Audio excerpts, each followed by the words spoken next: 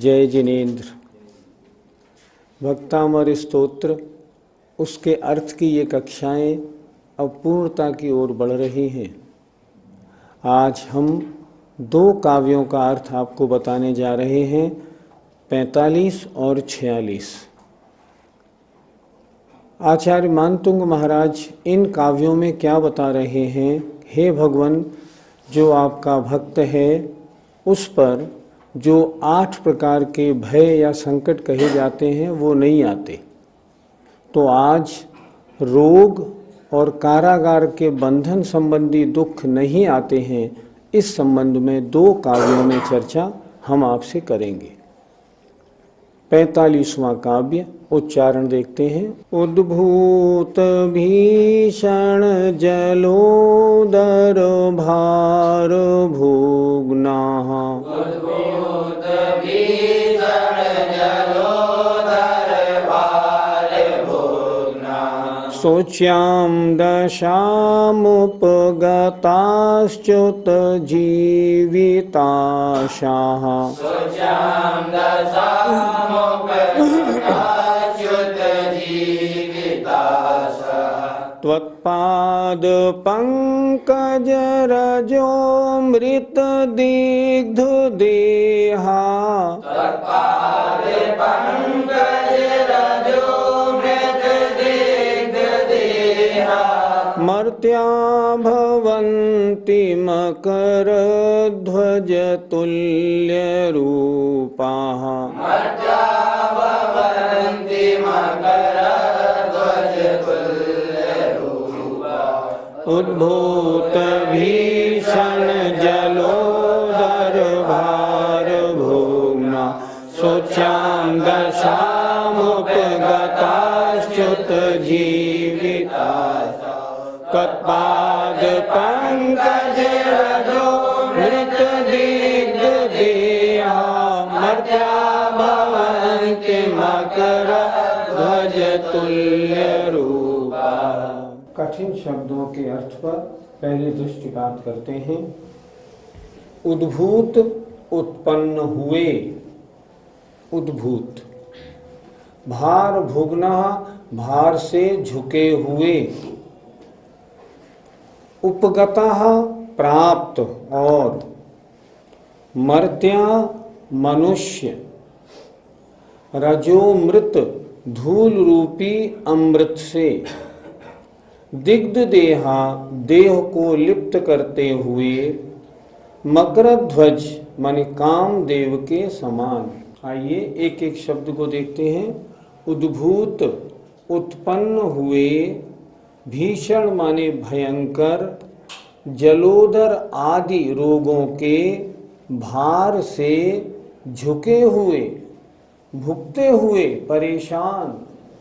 ये बीमारी ठीक नहीं हो रही है, कैसे ठीक होगी?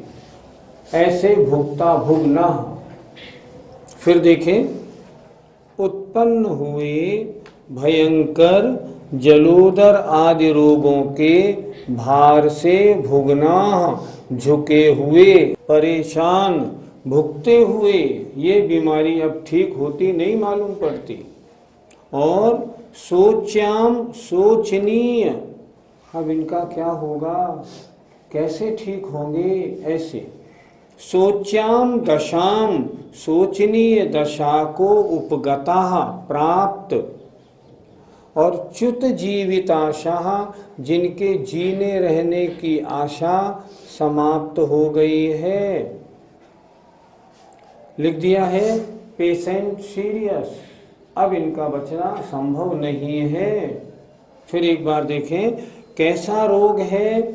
उद्भूत उत्पन्न हुए भयंकर जलोदर आदि रोगों के भार से भुगना, झुके हुए, पीड़ित, परेशान। और सोच्याम दशाम उपगता, सोचनीय दशा को प्राप्त। और च्युत जीविताशा, जिनके जीवित रहने की आशा लगभग समाप्त हो चुकी है।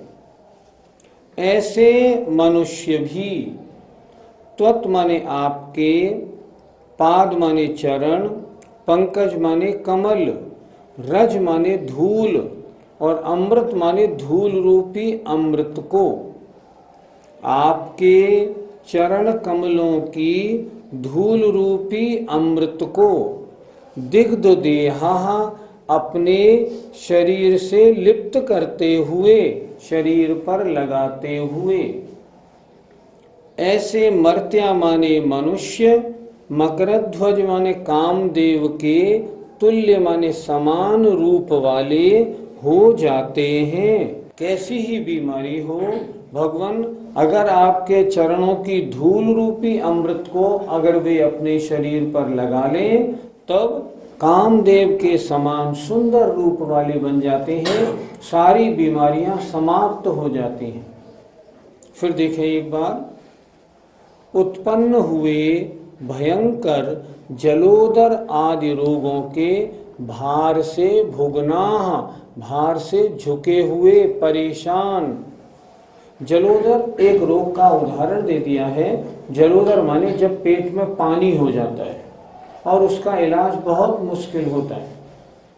जैसे आजकल वर्तमान में ले लें, किसी को ब्लड कैंसर हो जाए, कैंसर हो जाए, कोई ऐसा हार्ट पेशेंट हो जाए, अब ये ठीक होने वाले नहीं हैं। ऐसे उद्भूत उत्पन्न हुए भयंकर जलोदर आदि रोगों के भार से झुके हुए, भुगते हुए परेशान और शोचनीय दशा को प्राप्त, इनका अब ट्रीटमेंट कहीं भी नहीं हो सकता, विदेश करा लो, नहीं विदेश वालों ने भी मना कर दिया। और च्युत जीवित आशा, जिनके जीने रहने की आशा समाप्त हो गई है, ऐसे मर्त्या माने मनुष्य भी आपके चरण कमलों की धूल रूपी अमृत को अपने शरीर से लिपटाकर, शरीर से लगाकर कामदेव के समान रूप वाले हो जाते हैं। हे भगवान, कैसी ही बीमारी हो, अगर आपके चरणों की धूल अपने शरीर से कोई लगा ले या अगर कोई आपको अपने हृदय में बिठा ले, तो कामदेव जैसे तुल्य रूप वाले हो जाते हैं। क्या बताया इसमें कि कैसी ही बीमारियां हों, प्रभु का जो भक्त है उसको उन बीमारियों के कष्ट नहीं होते, उनकी बीमारियां दूर हो जाती हैं। पंडित जी, जिस बीमारी को डॉक्टर ने मना कर दिया, वह बीमारी भगवान की चरण रस से कैसे दूर हो सकती है? दिल्ली में एक डॉक्टर डीसी जैन है, जो सफदरजंग हॉस्पिटल में हेड ऑफ डिपार्टमेंट थे, अभी शायद रिटायर हो चुके हैं। एक बार उन्होंने हमें बताया था, हमारे all India institute of medical science जो एम्स दिल्ली है, उस दिल्ली में एक पेशेंट को ब्लड कैंसर हो गया था। सब डॉक्टरों ने कह दिया था उनके घर वालों को, इनको ले जाओ, ये अब ठीक नहीं हो सकते, 2-4 दिन का जीवन शेष है, घर में रखो, यहाँ क्यों इतना पैसा खर्च करते हो। डॉक्टर डीसी जैन बहुत बड़े डॉक्टर हैं, उनका भक्तामर स्तोत्र पर बहुत विश्वास था। उन्होंने कहा ऑल इंडिया वालों, इंस्टीट्यूट वालों से, अब ये पेशेंट तो जा ही रहा है, आपने कह दिया ला इलाज हो गया, तो क्या मैं इस पेशेंट पर अपना कोई प्रयोग कर लूं? घर वालों ने भी और डॉक्टरों ने कहा ठीक है, आप कर सकते हैं। उस पेशेंट को ऑल इंडिया इंस्टीट्यूट के एक कमरे में रख दिया गया, इलाज उसका बंद कर दिया गया। डॉक्टर डीसी जैन ने खुद मुझे बताया कि वे स्वयं सुबह नहा धो के उसके पास पहुंचते थे और पूरा भक्तामर स्तोत्र मन लगा के उसे सुनाते थे। भगवान से रोज भावना करते थे ये पेशेंट ठीक हो जाए। पेशेंट को भी उन्होंने कह दिया था कि ये वाला जो काव्य है ना, उद्भूत भीषण जलोदर भार भुगना, इस काव्य को निरंतर तुम मन में चिंतवन रखो, ठीक हो जाओगे, चिंता नहीं करना। वे डॉक्टर साहब शाम को भी आते थे और शाम को भी नहा धो के आते थे और पूरा भक्तामर स्तोत्र उसको सुनाते थे पेशेंट को कि मन लगा के मेरा स्तोत्र सुनो। दोनों समय स्तोत्र सुनाया, मरीज ने भी इस 45वें नंबर के काव्य का चिंतन किया। नतीजा क्या हुआ? डॉक्टर साहब ने खुद बताया 45 दिन में वो मरीज स्वस्थ होके वहाँ से चला गया, जबकि कोई ट्रीटमेंट नहीं था।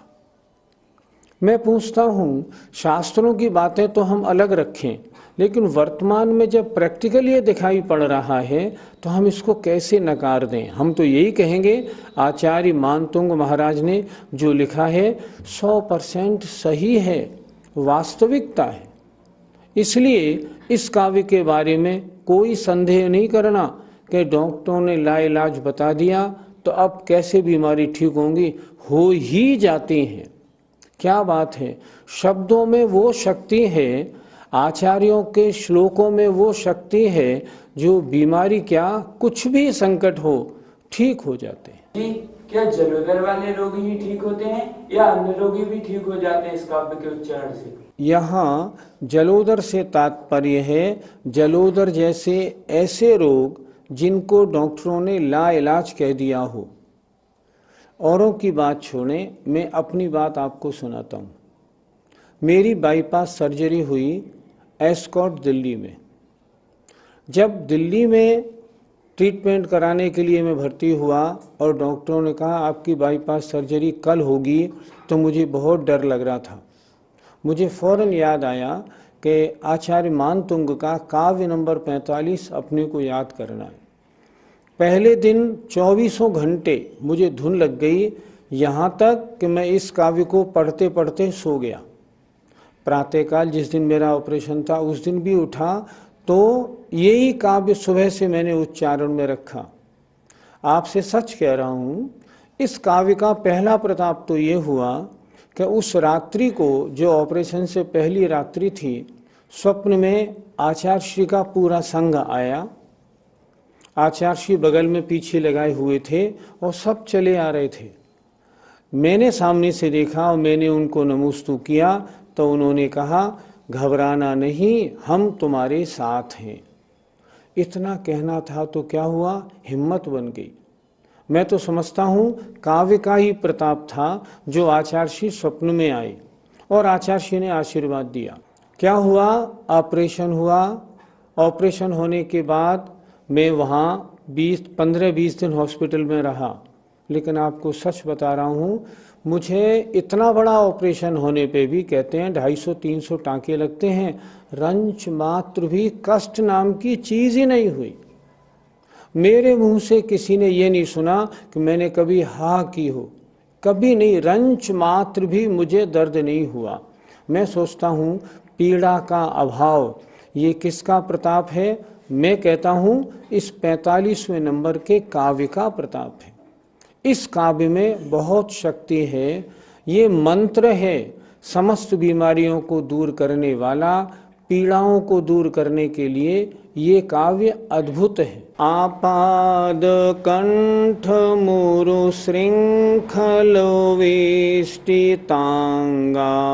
आपाद कंठ मुरु श्रृंखल वेष्टितांगा, गाढ़ं बृहन्निगण कोटि निघृष्ट जंघाः, गाढ़ं बृहन्निगण कोटि निघृष्ट जंघाः, त्वन्नाम मन्त्रमनिशं मनुजा स्मरन्तः, त्वन्नाम मन्त्रमनिशं मनुजा स्मरन्तः, सद्य स्वयं विगत बंध भया भवन्ति, सद्य स्वयं विगत बंध भया भवन्ति, आपाद कंठ मुरु श्रृंखल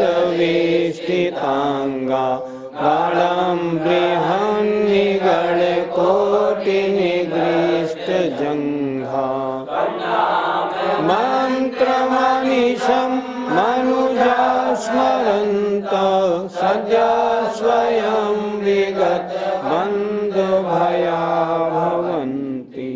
उच्चारण में कुछ चीज़ों का ध्यान शायद कम रखा आपने। सभी ध्यान से देखें, ये श्रृंखल नहीं श्रृंखल है, ये री की मात्रा है।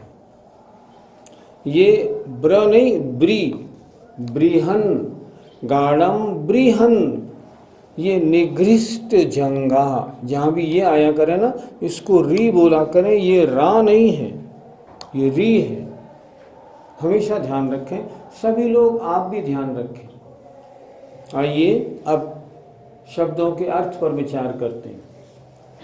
आपाद कंठम, देखिए सामने, पैरों से लेकर कंठ पर्यंत, उर श्रृंखल, बड़ी बड़ी सांकलों से, बृहन निगड़कोट, बड़ी बड़ी बेड़ियों के अग्रभाग से, निगृष्ट जंघा, घिस गई है जांघें जिनकी ऐसे, अनिशम निरंतर, सद्य शीघ्र ही। चर्चा क्या है? कोई व्यक्ति कैद खाने में बंद कर दिया गया हो, उसके हाथ पैरों में भयंकर बेड़ियां पहना दी गई हो और वो बेड़ियों की नोक से उसकी जांघें छिल गई हों। ऐसे जीव भी अगर भगवान आपके नाम का स्मरण करते हैं तो वे कारागार से मुक्त हो जाते हैं। सुनते हैं 46 नंबर श्लोक जब आचार्य श्री ने बनाया तभी उनकी सारी बेड़ियां अलग हो गई और वे बाहर आने को उन्मुख हो गए, ऐसा सुनते हैं। देखें, आपाद कंठम, गले से लेके पैर तक, उरु श्रृंखल, उरु माने बड़ी बड़ी सांकलों से, वेष्टित है शरीर जिनका, अंगा माने शरीर। फिर देखें, आपाद कंठम, गले से लेके पैर तक, आ माने तक, गले से लेके पैर तक, ऊपर से नीचे तक खूब बेड़ियां पहनाई गई हैं। और उरु माने बड़ी बड़ी सांकलों से, बेड़ियों से, जिनका अंगा माने शरीर वेष्टित है, सारे शरीर में जिनके बेड़ियां पहना दी गई हैं। गाढ़म, कसकर बेड़ियां बांधी गई हैं।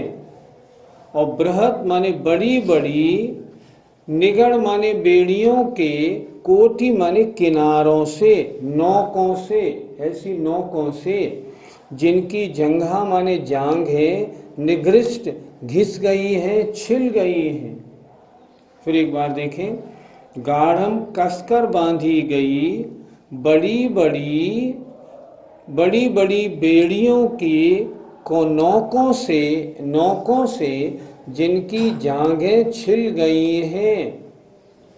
ऐसे मनुजाहा, ऐसे मनुष्य भी, त्वत् माने आपके नाम रूपी मंत्र का, अनिशम, दिन रात निरंतर स्मरण करने से, सद्य माने शीघ्र ही, स्वयं माने अपने आप, विगत बंधु भया, बंध के डर से रहित हो जाते हैं, अर्थात कारागार से मुक्ति को प्राप्त हो जाते हैं।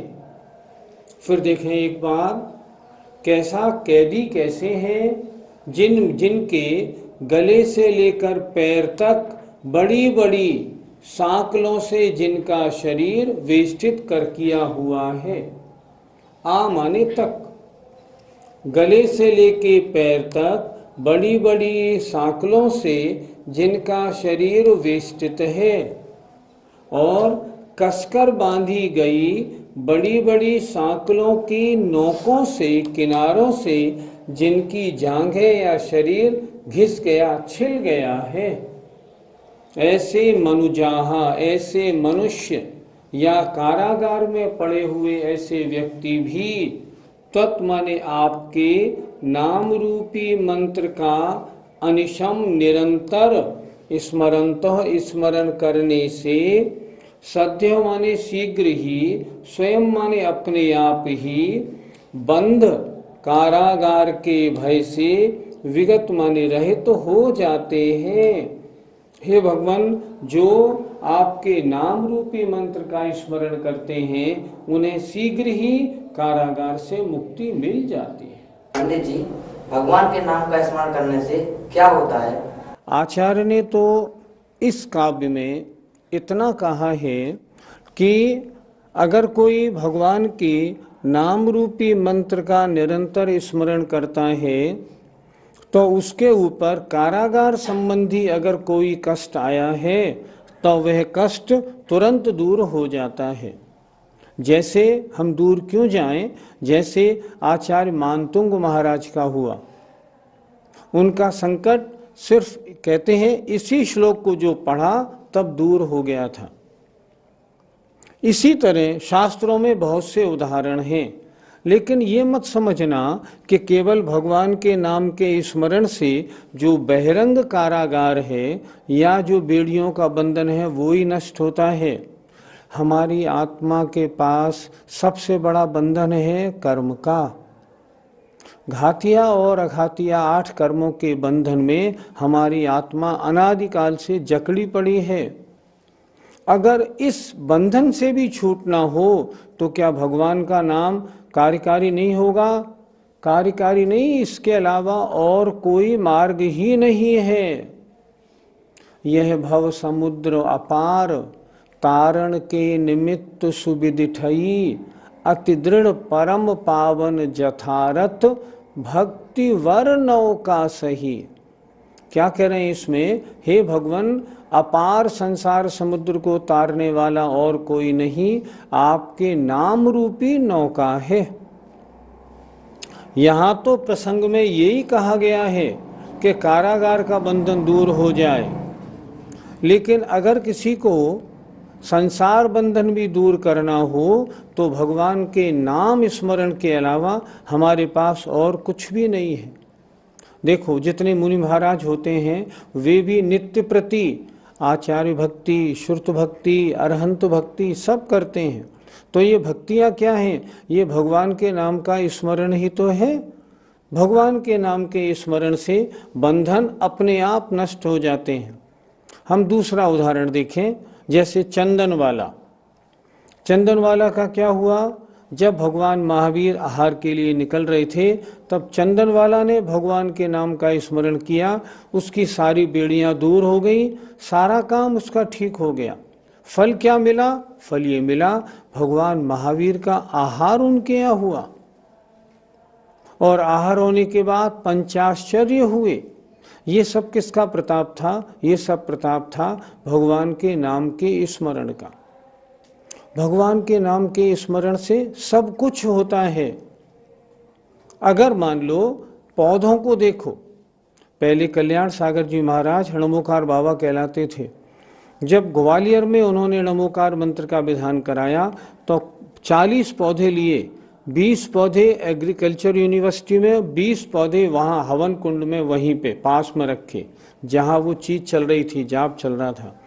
देखा गया यूनिवर्सिटी में जो पौधे रखे गए उनसे जो पौधे वहाँ रखे गए थे ना, उनमें बहुत ज़्यादा डेवलपमेंट हुआ।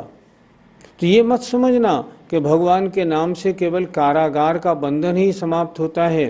भगवान के नाम से तो संसार बंधन भी नष्ट हो जाता है। संसार बंधन नष्ट करने का एकमात्र हमारे पास इलाज है प्रभु स्मरण। इसलिए निरंतर हमें प्रभु स्मरण में लगे रहना चाहिए। समय आपका हो गया है। जय जिन।